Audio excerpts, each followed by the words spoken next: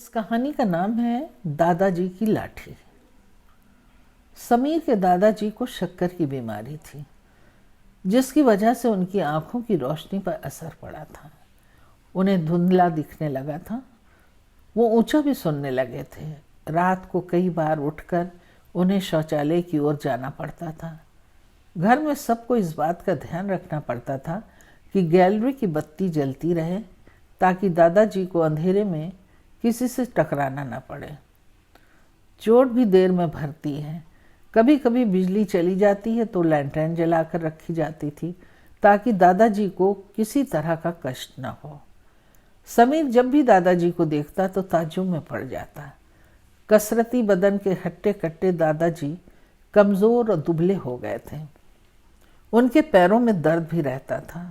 समीर की साइंस की टीचर ने बताया था कि बूढ़े व्यक्ति अधिकतर बाथरूम में फिसलकर गिरते हैं और कूल्हे की हड्डी तोड़ लेते हैं, इसलिए बाथरूम सूखा और रोशन रहना चाहिए। समीर और दादाजी का एक ही कमरा था। उसे दादाजी से बहुत प्यार था। रामलीला में जब रावण जलता तो वो भीड़ में उसे अपने कंधे पर बिठा रामलीला दिखाते थे। आज वो छड़ी लेकर चलते हैं। समीर की परीक्षा पास थी। बिजली का बुरा हाल था। बिजली मुश्किल में 2 घंटे आती, जिससे इन्वर्टर भी काम नहीं कर पाता था। तेल का डिपो 2 दिन से बंद था। दादा के सिरहाने मोमबत्ती और माचिस रखी होती। बेचारे अपने कांपते हाथों से जलाते, फिर उसे पकड़ धीरे धीरे पैर रखते शौचालय की ओर जाते। मोमबत्ती बुझ जाती तो वो धीरे धीरे कहते, हे राम। इस बीच कभी कभी उनकी धोती गीली हो जाती। ये देखकर समीर की आंखें भर आती। उसने मन ही मन तय कर लिया था कि चाहे जितनी गहरी नींद में वो डूबा हो, खटपट की आवाज़ सुनते ही उठ बैठेगा, आलस में पड़ा नहीं रहेगा और दादाजी को सहारा देकर शौचालय ले जाएगा।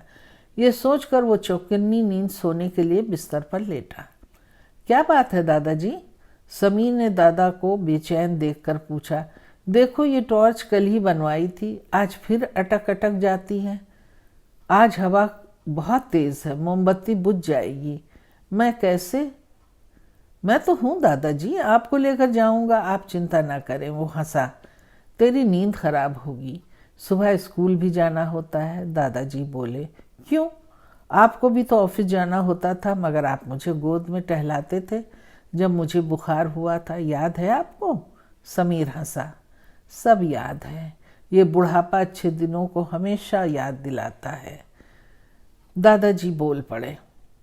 रात के आखिरी पहर में दादा जी ने टॉर्च जलाई, मगर न जली। माचिस की तीली भी जाने क्यों नहीं जल रही थी। दादाजी धीरे से बुदबुदाए, शायद मैंने जग से पानी उंडेलते हुए उस पर पानी गिरा दिया है। अब मुझे अंधेरे में जाना होगा। घबराए से दादाजी बड़बड़ाते अपनी चप्पलें पैर से टटोलने लगे।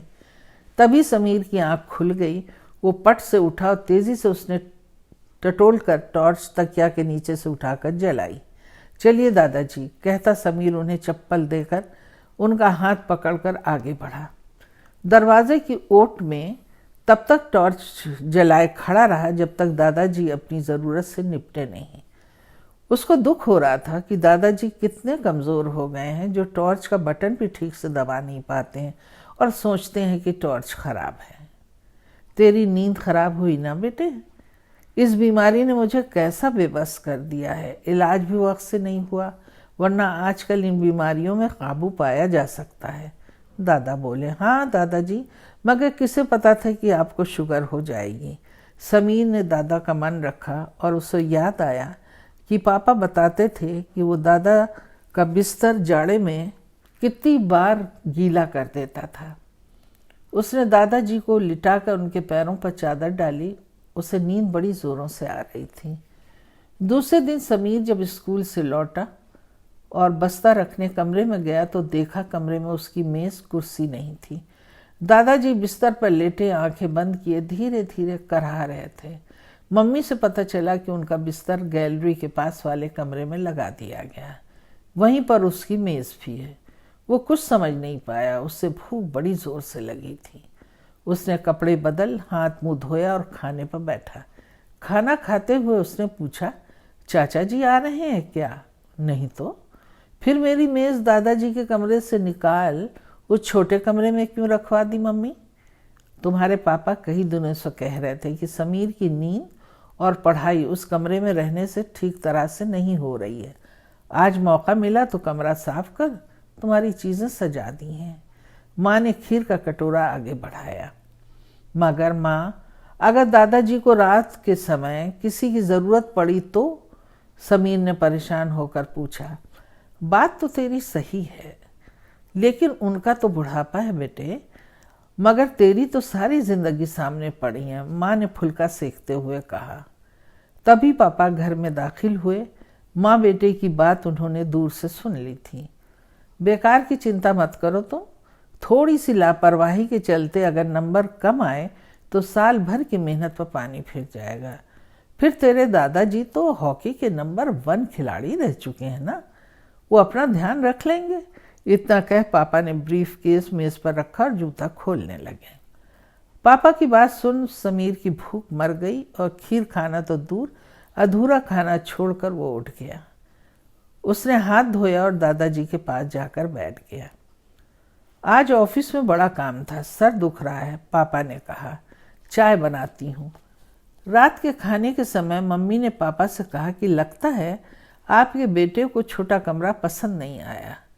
बाथरूम अगर बाबूजी के कमरे के नज़दीक ना होता तो मैं उन्हें छोटे कमरे में शिफ्ट कर देती, मगर देखो अभी तक खाना भी खाने नहीं आया। मैं देखता हूँ, कहते हुए पापा बाबूजी के कमरे की ओर गए, जहाँ समीर बाबूजी के पैरों में तेल मल रहा था। बाबूजी करहा रहे थे, उन्हें दर्द ज़्यादा था। समीर का चेहरा उदास था। लाओ लाओ मैं लगाता हूँ, तुम जाकर खाना खा लो। पापा ने समीर के कंधे पर हाथ रखा। मुझे भूख नहीं है, सर झुकाए हुए समीर ने धीरे से कहा। तुम्हारी तबीयत तो ठीक है ना? पापा ने चिंता भरे स्वर में पूछा। कुछ पल समीर चुप रहा, फिर पिता के चेहरे को ताका और सर झुकाए तेल मलता रहा। क्या बात है? पापा परेशान हो उठे। मैं सोच रहा था पापा कि जब आप बूढ़े होंगे तब मुझे क्या करना होगा। पापा समीर के कहे किताब न ला सके। उनकी आंखें भर आईं। उन्हें पिता का ध्यान था, मगर ऐसा नहीं जैसा उनके पोते को था। उन्होंने कमरे से निकल नौकर को आवाज़ दी। मन ही मन अपने को धित्कारा कि बुजुर्गों को केवल दवा और खाना ही नहीं, अपनों के प्यार और साथ की भी ज़रूरत होती है। दादाजी के पलंग के पास समीर का पलंग बिछा दिया गया। मेज़ सज गई। सब कुछ पहले की तरह हो गया था, मगर जाने क्यों पापा समीर से कई दिनों तक आंख मिलाने की हिम्मत जुटा न पाए।